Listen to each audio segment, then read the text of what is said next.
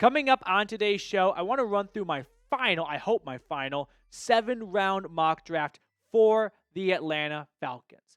I want to preface with this is a mock draft based on what I predict actually happens. This is not me playing GM. This is not P.D. Fontenot. This is me predicting what Terry Fontenot and Raheem Morris are going to do. And in round 1, I predict they go with Mike Green, defensive end out of Marshall. That is my gun to my head prediction for the Falcons in round 1. Now, I really hope there's not a gun to my head because when you pick 15, a lot can happen from 1 to 14. But I feel confident that if Green is available, and I feel pretty confident that he will be available, that is going to be the pick for the Falcons. So let's get you guys caught up with potentially Atlanta's first-round pick. 6'3", 251 pounds. So he's not one of the biggest dudes in this draft. I don't think in a 3-4 defense he would play with his hand in the ground as a defensive end like, say, Zach Harrison or Calais Campbell. I think he would be an outside linebacker, which that's not really what he did at Marshall. So there could be some growing pains as he learns to have more added to his role as an outside linebacker when it comes to coverage responsibilities and things like that. But athletically, that shouldn't be a problem for him. He's got great bend. He's got great initial burst. And he just has this great track speed to fly into the backfield and get to the quarterback before he finishes his 3-step drop. So that speed and bend is what makes him stand out above all else compared to some other defensive ends, some other edge rushers in this class. Now, the con from him on the field is you really only have one sample size to work with. You just got the 2024 season. There's very little 2023 tape. He didn't even start for Marshall in his first year in Huntington, West Virginia. He transferred there after 2 seasons. Well, not even 2 seasons, just 1 season with Virginia. He was dismissed from the school in 2022 with a sexual assault allegation, so teams are going to have to do their homework on him. But in 2024, he looked the part of a guy who could be a true day one starting pass rusher. I'm not going to pass him off as some generational edge rusher, but I think he could be the answer to the Falcons' drought of a player with 7 or more sacks. They haven't had that in nearly, this sounds like a bit hyperbolic, but it's not really, almost a decade. It's like the longest drought in NFL history without a single player on your roster having 7 or more sacks.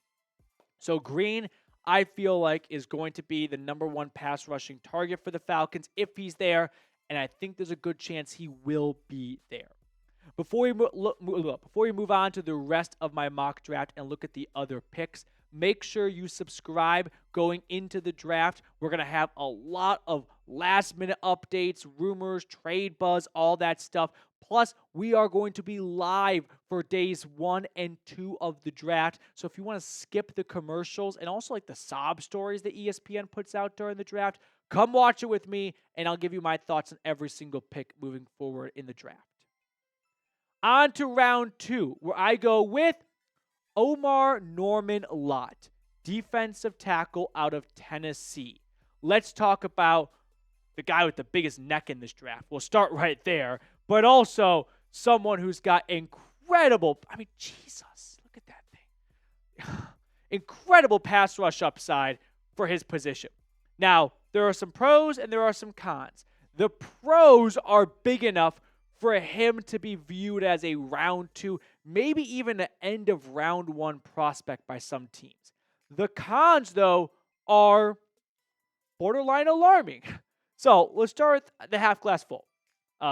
He is arguably the best interior pass rusher, not just in this draft, but in recent drafts. Might be better at getting to the quarterback than, say, Mason Graham, who's going to be a top 5, top 10 draft pick. The cons are he doesn't start, which is weird, right? Tennessee had a very good defensive line last year, so a lot of competition there, but he was a rotational sub-package player in Tim Banks' defense for the Volunteers. Only 4 sacks, 27 pressures, so why is this guy looked at as a round 2 prospect? What are you missing? Well, His pass rush win rate, which I know is some major sabermetrics and some really nerdy stuff, it was 12.6%. He only averaged 17 snaps per game, right? Usually you get, let's say, keep math easy, 40. He wasn't even playing on average half of the snaps defensively. And he was still cranking out 4 sacks and 20-plus pressures, and he led all interior defensive linemen in pass rush win rate. So, suffice to say, add more to his plate, get more production. Now, the reason why Tennessee didn't do that, because I'm sure they thought of that themselves, was he's not very reliable on first down against the run. May not be someone who's got the motor to go for all 4 quarters for an entire season. This has some project and, work written all over it. But if Raheem Morris wants to bet on himself to get that level of a pass rusher out more than just 17 snaps a game, you've got your Grady Jarrett replacement. You've got someone who can get to the quarterback from the interior defensive line. And I feel that Atlanta, being so desperate to get pass rush help, might reach on someone. And by reach, I mean, according to some, it would be a reach. By some, it might not be a reach. But might decide to pull the trigger on an Omarr Norman-Lott with his insanely high pass rush potential, because they need guys to get to the quarterback. And they are willing to roll the dice on someone who, not from an off-the-field standpoint, but from an on-the-field and at times lack of on-the-field standpoint, because he's on the sideline far too often, roll the dice on those, warning signs.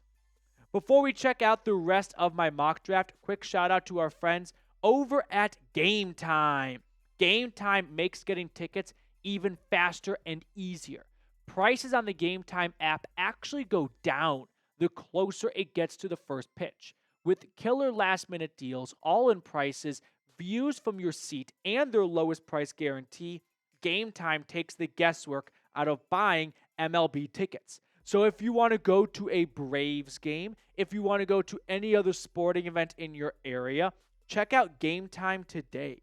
They've got great last-minute deals. Save up to 60% off buying last minute for sports, concerts, comedy, theater, and more.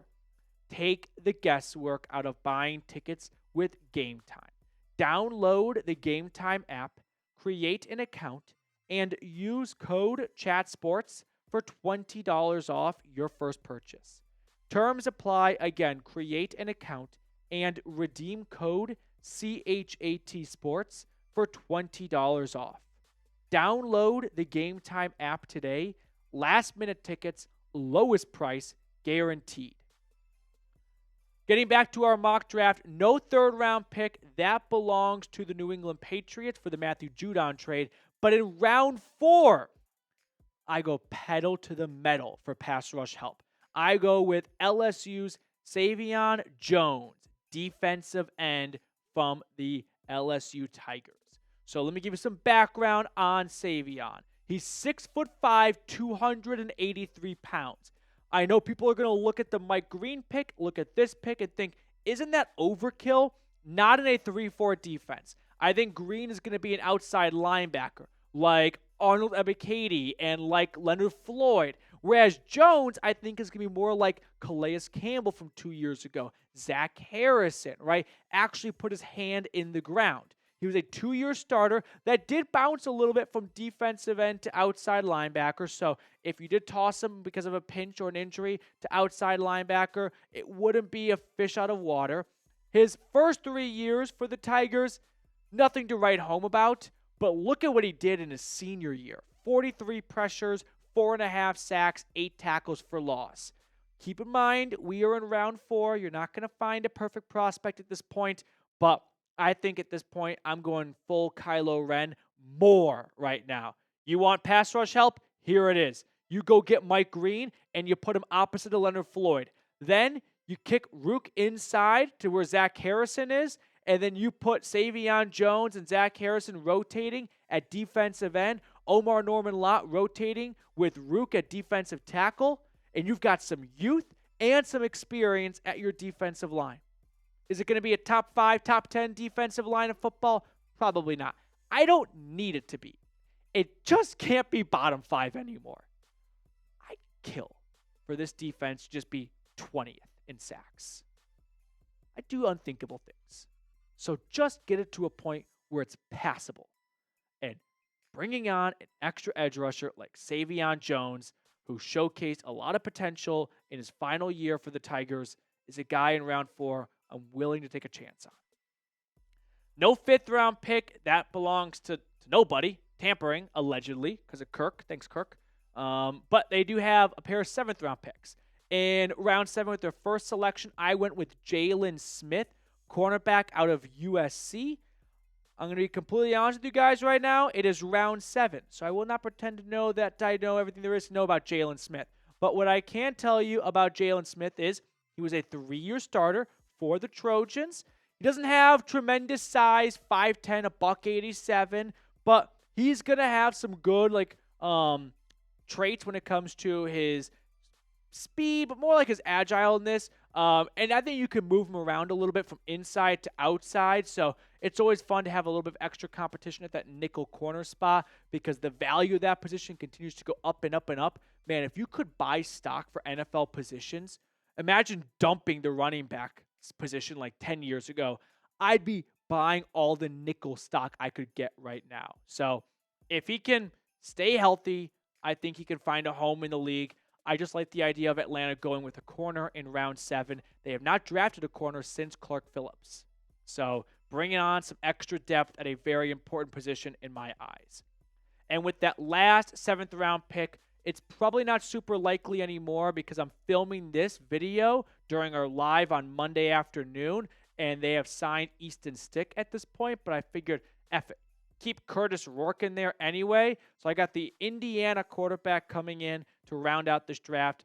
I made that pick because I felt like the Falcons needed to add another quarterback, and then they signed Easton Stick. So we had the same train of thought, just 2 different ways of doing it.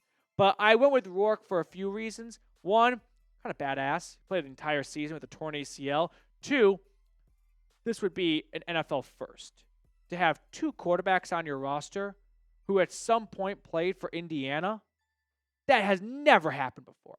So for round 7, F it. Why not? Give me Kurtis Rourke. But I'll be honest, with Easton Stick joining this quarterback room, the possibility of the Falcons going quarterback is very, very low. So I felt like they had to add a quarterback, which is why I went with one in round 7, and then they signed Stick. So that kills that idea most likely.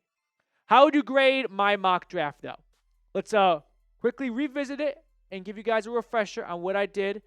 I think you're really just grading my first 3 picks. Because round 7, guys, I don't have a ton of expectations or high expectations for. I go with Mike Green, outside linebacker. Omarr Norman-Lott as a hopeful Grady Jarrett replacement when it comes to some pass rush potential. And then Sai'Vion Jones to kind of go in there and rotate with Zach Harrison at defensive end. You want pass rush, Raheem and Terry. There it is. So how would you grade it? A, B, C, D, or F? I give myself like a B-. And I'm not saying that because I think I stunk it up, although people who call me Terry P.D. Fontenot might think I did. I'm saying that because I've got 2 picks in the first 3 rounds to work with. I don't think you can really give yourself an honest A if you compare to other teams that have multiple 2nd and 3rd round picks and give them A's as well. At the end here, I found 1 starter and 2 rotational pieces.